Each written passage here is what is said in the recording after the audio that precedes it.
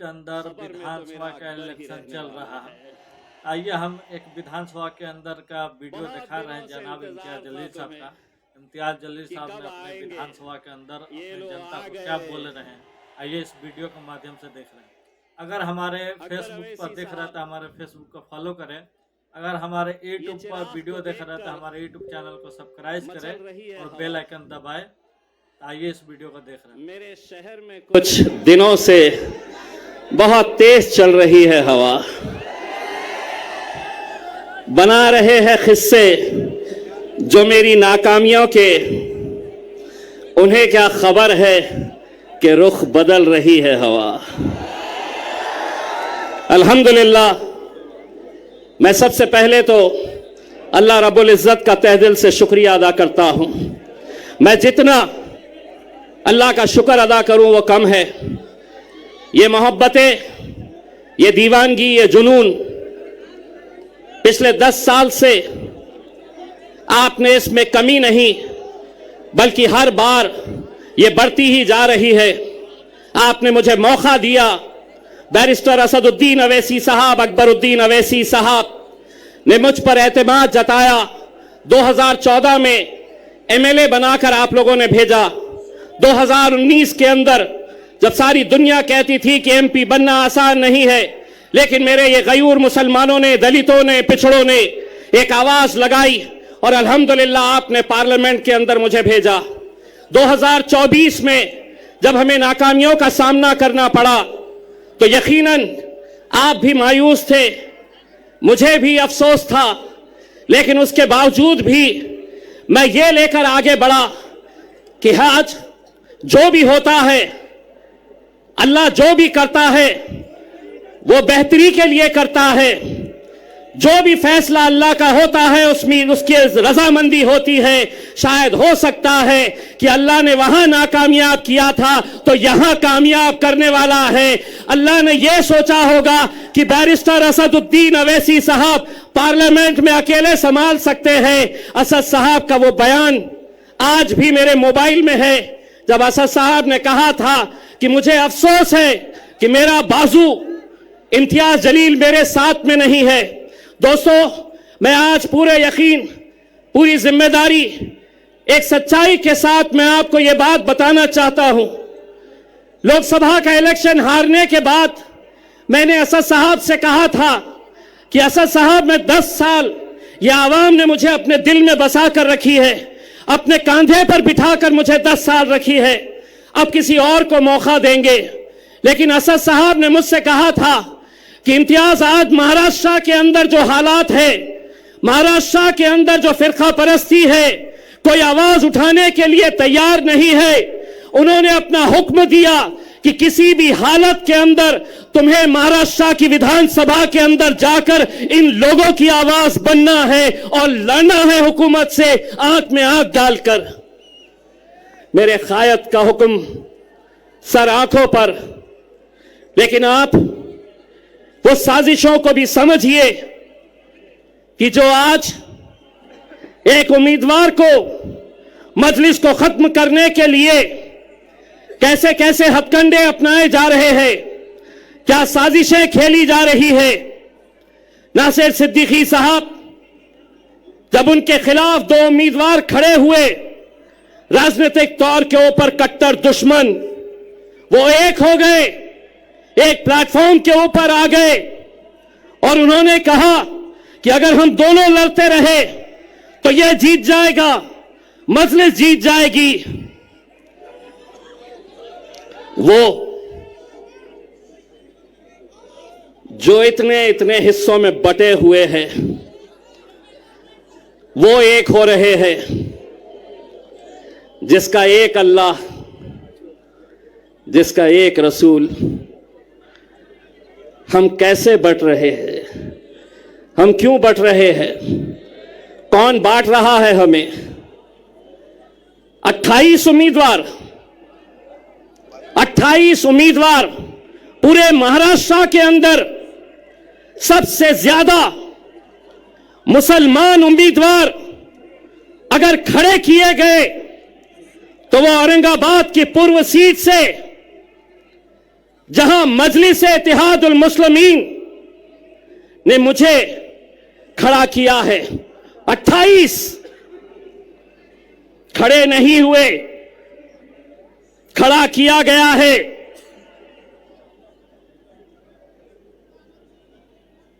मिन्नतें की गई उन्हें समझाने की कि आज हालात क्या है। गाजापुर में हमारे घरों में घुसकर मारा गया, कोई आवाज नहीं, हमने आवाज उठाई। लोकसभा में वक्फ बोर्ड का बिल आया, जिन मुसलमानों ने 2-2 घंटे खड़े रहकर जिन्हें जिताया, वो लोकसभा से बाहर निकल गए।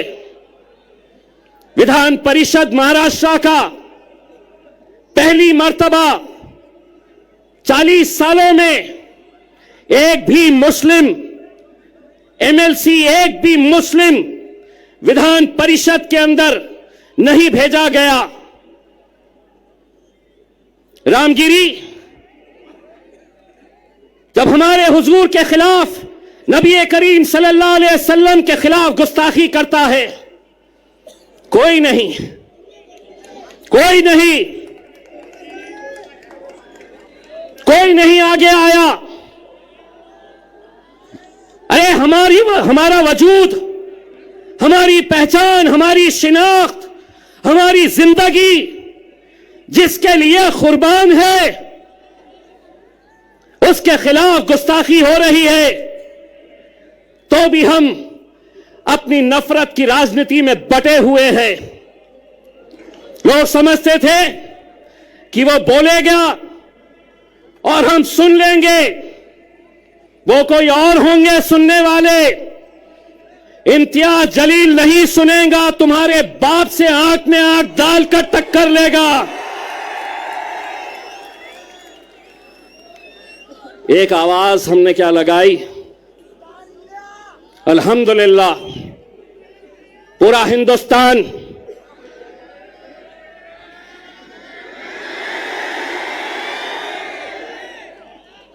पूरा महाराष्ट्र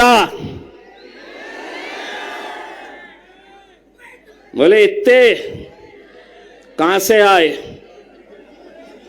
इतने एक पैगाम देने के लिए हम निकले थे और एक बार फिर से कह रहे हैं, एक बार फिर से कह रहे हैं, आप हमें गाली दो, हमारे खिलाफ बोलो, हम सुन लेंगे, लेकिन हुजूर के खिलाफ अगर कोई गुस्ताखी करेगा, ईंट का जवाब।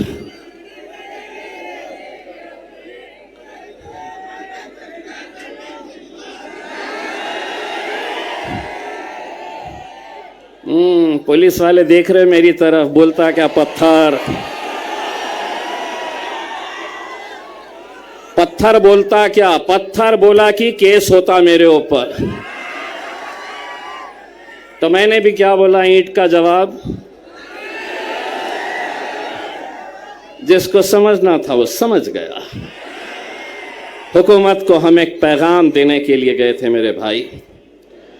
वो पैगाम था, बनकर तूफान, बगावत का सैलाब आएगा, अगर जुल्म हद से बढ़ेगा तो इनक़िलाब आएगा।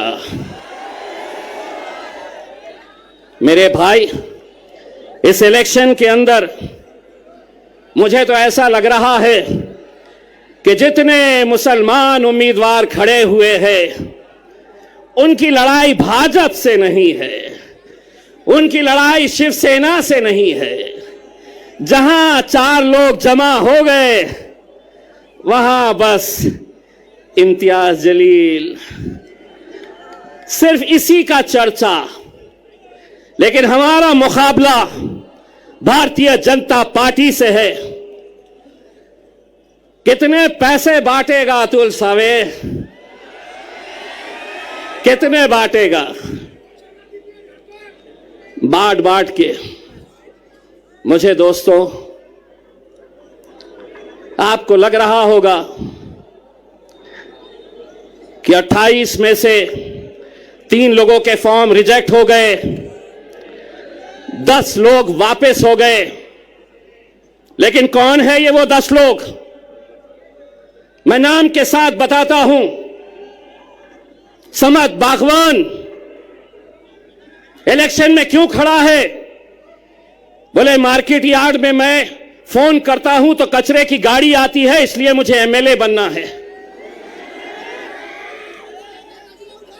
मैं ऐसे लोगों को आपके सामने लाना इसलिए चाहता हूं कि कल 3 बजे तक जब वापस लेने का फॉर्म वापस लेने का वक्त था, मेरे लोग जा जाकर गिड़गिड़ा रहे थे। जानते हैं उस शख्स ने क्या जवाब दिया? अगर 5 लाख रुपए देंगे तो बैठता हूं, नहीं तो जल्दी बोलो, भाजपा वाले मुझे फोन कर रहे हैं इससे ज्यादा देने के लिए। ये दौर में हम आ गए हैं कि जहां कौम के 10-15 लोग पूरे लाखों लोगों की दलाली करने के लिए निकले हुए हैं। हर इलेक्शन के अंदर इलेक्शन को धंधा बना दिया गया है। बार बार 18 उम्मीदवार। मैं तो सलाम करता हूं एसडीपीआई के मेरे भाई कलीम को, जिसने खुद से कहा कि मैं बैठूंगा आपके लिए, कौम के लिए। कहां है? हाथ बताइए। मैं सलाम करता हूं ऐसे नौजवानों का।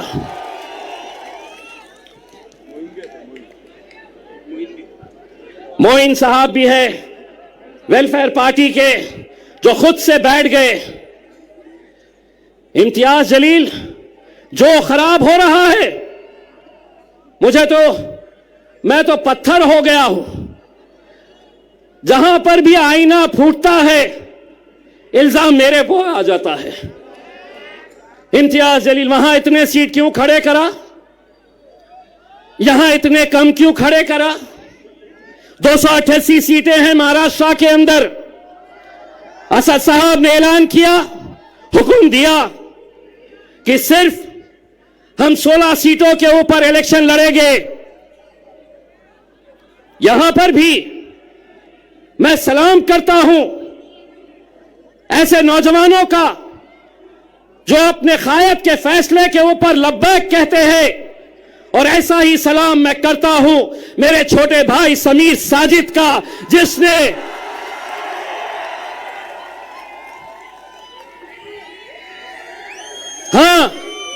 समीर साजिद भी नाराज हुआ, उसे भी थोड़ा गुस्सा आया। जानते हैं, जिस दिन असद साहब का फैसला आया उसके दूसरे ही दिन शहर के जितने भी मजलिसी मुखालिफीन हैं, उन्होंने समीर को फोन किया और कहा कि अब तू हमारे साथ आ जा, हम दिखाएंगे मजलिस को, हम बताएंगे असद साहब को, अकबर साहब को और इम्तियाज जलील को। लेकिन ये नौजवान लड़के ने कहा कि मैं पहले भी मजलिस में था, आज भी मजलिस में हूं और कल भी मजलिस में रहूंगा। समीर भाई, तुम्हारी कुर्बानी मजलिस भूलेगी नहीं। इलेक्शन जिस दिन खत्म होगा, इंशाअल्लाह दूसरे ही दिन तुम्हें महाराष्ट्र की एक बड़ी जिम्मेदारी दी जाएगी इंशाअल्लाह। मेरे भाइयों, कुछ उम्मीदवार आप देख रहे होंगे टिकट नहीं दिए,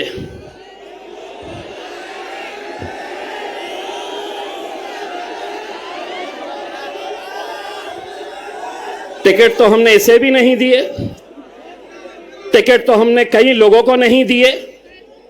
लेकिन क्या इसका मतलब यह है कि तुम इतने बड़े हो गए हो कि तुम अब मेरे कायद बैरिस्टर असदुद्दीन अवैसी और अकबरुद्दीन अवैसी के खिलाफ तुम महफिलें सजा रहे हो? तुम्हारी जबान खुलने से पहले यह सोच लिया करो कि इतने साल तक तुम्हारा हमारा एक रिश्ता था, अचानक एक ही दिन के अंदर टिकट नहीं तो इम्तियाज जलील बदमाश, असदुद्दीन अवैसी इनके लिए काम करते हैं, उनके लिए काम करते हैं। इंशाअल्लाह औरंगाबाद की ये आवाम बताएगी, जो मजलिस के खिलाफ जाएगा अपनी जमानत भी बचा कर लेकर आ गया तो बहुत बड़ी बात समझ लेना। ये वो शहर है जिसने हिंदुस्तान को इत्तेहाद क्या होता है ये बताया। हिंदुस्तान के बाहर भी लोग औरंगाबाद की एक पहचान इत्तेहाद के नाम से जानते हैं मेरे भाइयों। और आज उसी इत्तेहाद को खत्म करने की कोशिश की जा रही है। पैसा भारतीय जनता पार्टी दे रही है। पैसा नासिर के खिलाफ एकनाथ शिंदे की तरफ से आ रहा है कि इनको खरीदो, इनके वोटों को तकसीम करो, इनको बांटो। ये लोगों ने शायद मेरा डायलॉग सुना नहीं है। देवेंद्र फडणवीस, एकनाथ शिंदे, नरेंद्र मोदी बाजार में कुत्ते और बिल्लियों के बच्चे बिकते हैं, शेर के बच्चे बाजारों में बिकते नहीं हैं।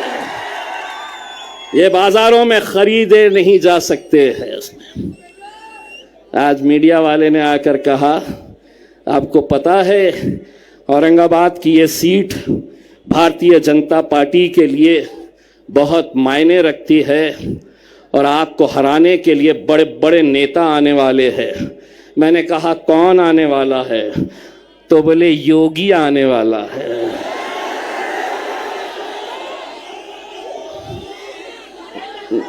मैं बोला अच्छा टखलो,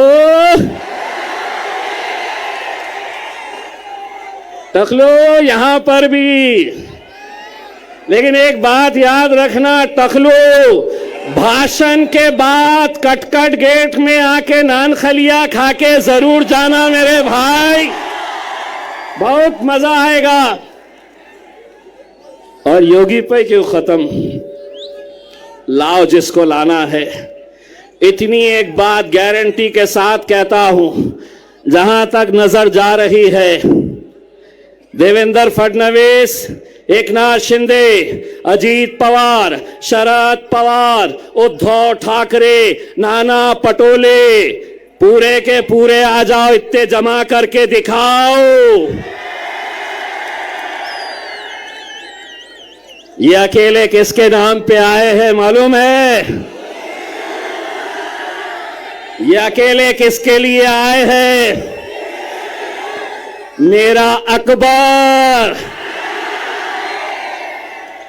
10 साल का इंतजार खत्म होने वाला है। पेटी बांध लो,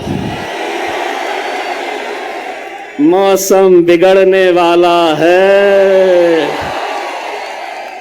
मैं अब आपसे इजाजत लेता हूं और यही उम्मीद करता हूं कि 20 तारीख के दिन आप सबको निकलना है, मजलिस को कामयाब करना है। और हां, जाते जाते इतना कहना चाहता हूं, अकबर भाई का ये एक ही जलसा नहीं है, अभी 2 बार और आने वाले हैं।